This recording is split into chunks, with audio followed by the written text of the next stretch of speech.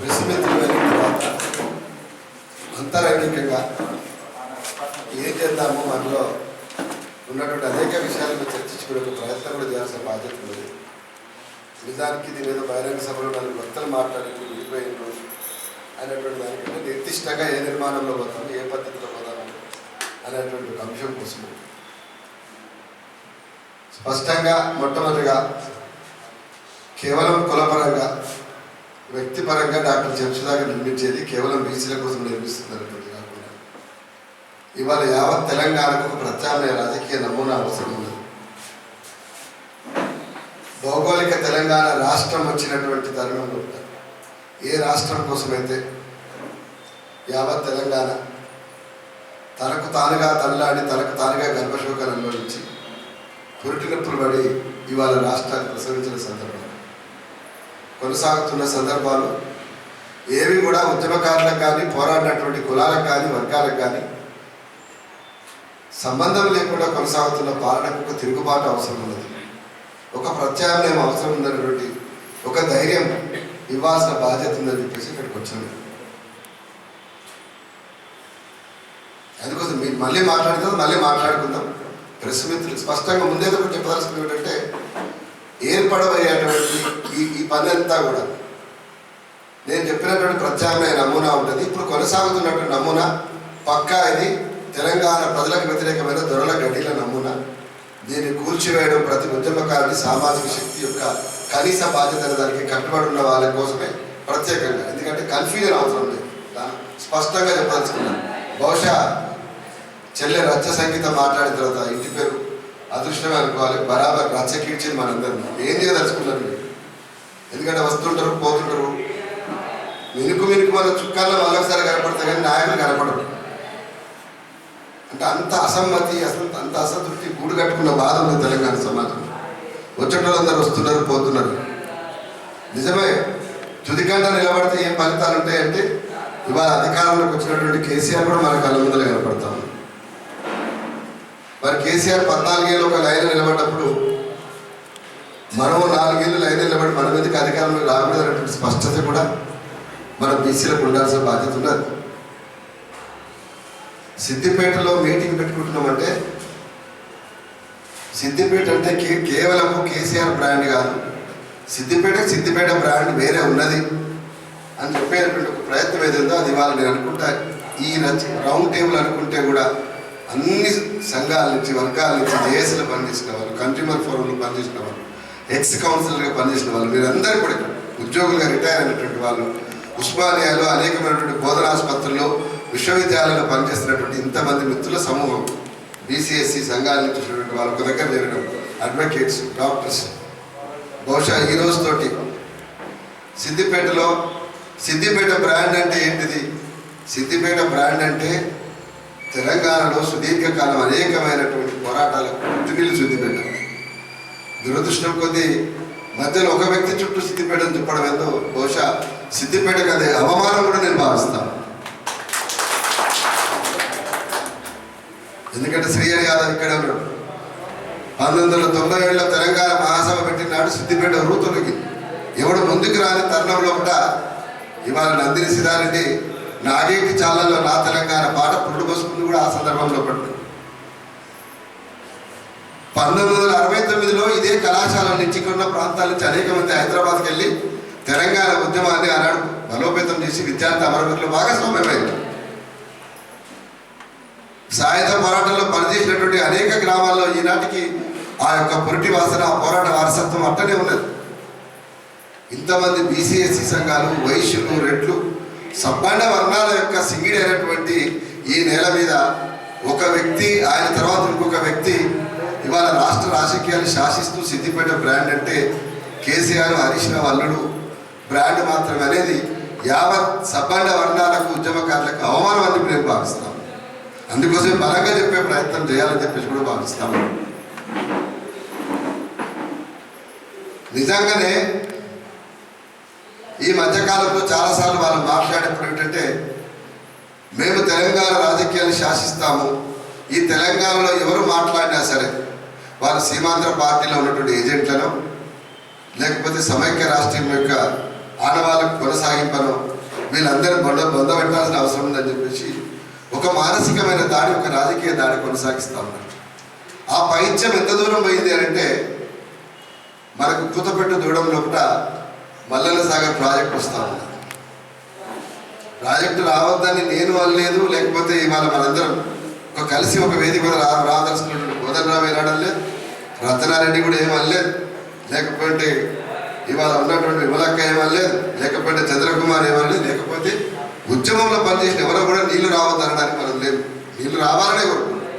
నీళ్లు వచ్చేప్పుడు ఆ వేముల ఘాట్లలో ఎర్రవెల్లిలో వాళ్ళకున్న ప్రజల సమస్యల్ని చట్టం ప్రకారం 2013 చట్టం వచ్చింది, దాని ప్రకారం పోండి అన్నాం మనం.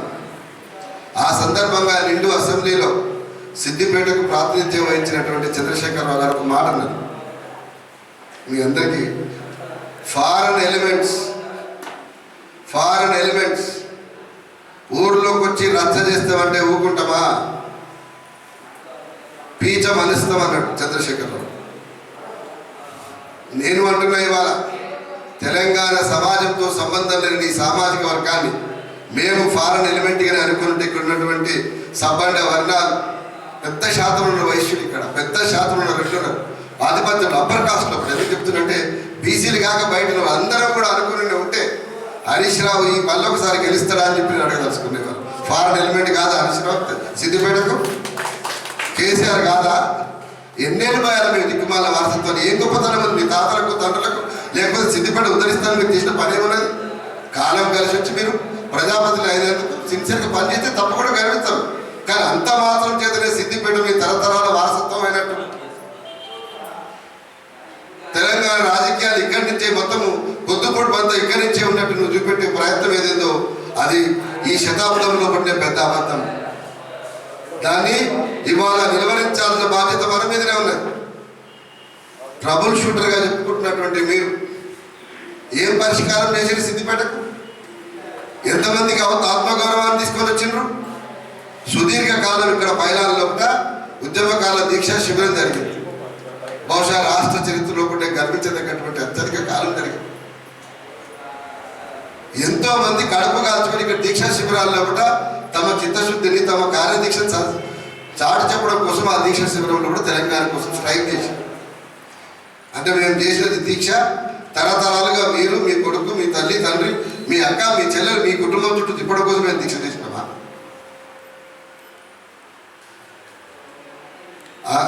దీని పేరు రంగదాం చౌరస్తానా? రంగదాంపల్లి చౌరస్తాలో హరీష్ రావే కదా లోపలికి వస్తే అగ్గి పెట్టుకున్నాడు, అగ్గి పెట్టుకుంటా అని చెప్పి అగ్గిపుల్ల పట్టుకొని తెలంగాణ సమాజం నుండి రెచ్చగొట్టింది హరీష్ రావు కాదా? చరిత్రలో సాక్ష్యాన్ని మాయం చేయగలుగుతారా? నేను అడుగుతా ఉన్నా, మీరు రెచ్చగొట్టిండ్రు, అయిపోయింది. అది కూడా తప్పు కాదనుకున్న తెలంగాణ ఉద్యమంలో మన పిల్లలు చచ్చిపోయినారు, అయిపోయింది. ఇంతకాలం తర్వాత హరీష్ రావు గారు ప్రెస్ మిత్రులు సందర్భంగా రెచ్చగొడతా ఉన్నారు.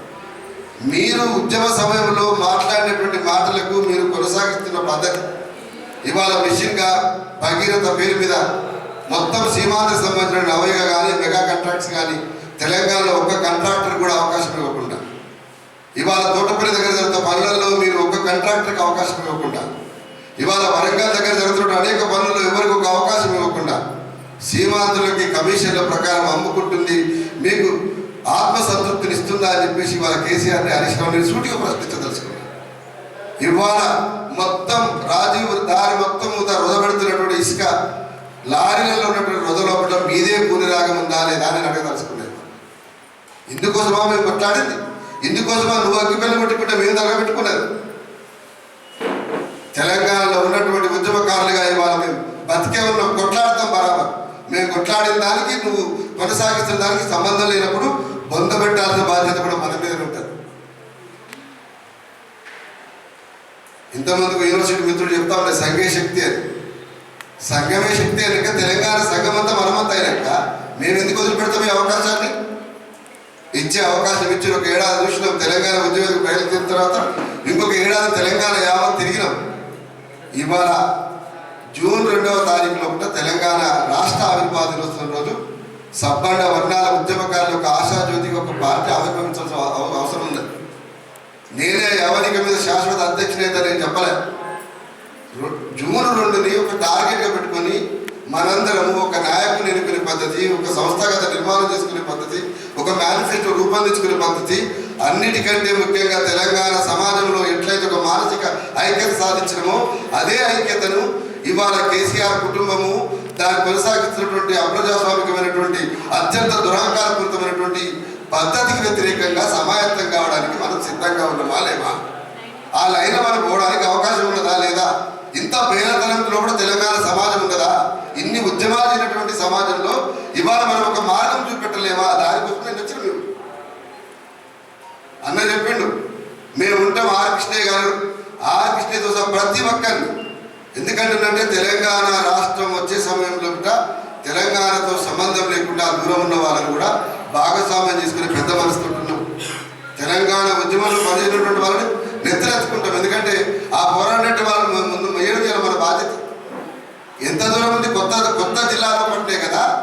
తెలంగాణ రాష్ట్రం వచ్చిన తర్వాత కూడా ఉద్యమకారుడికి గుర్తింపు లేదు, అత్యంత దుర్మార్గంగా కొనసాగుతుంది ప్రభుత్వం అని చెప్పడానికి జగ్గుల యాకస్వామి అని విద్యార్థికుడు ఉస్మానియా యూనివర్సిటీ యాదవ్, ఆ యాకస్వామిని కేసీఆర్ తెలంగాణ ఉద్యమ నాయకుడు గొప్ప నాయకుడు తిరుగుతా ఉంటే ఏకలింగం లెక్కన తిరుగుతున్నావు.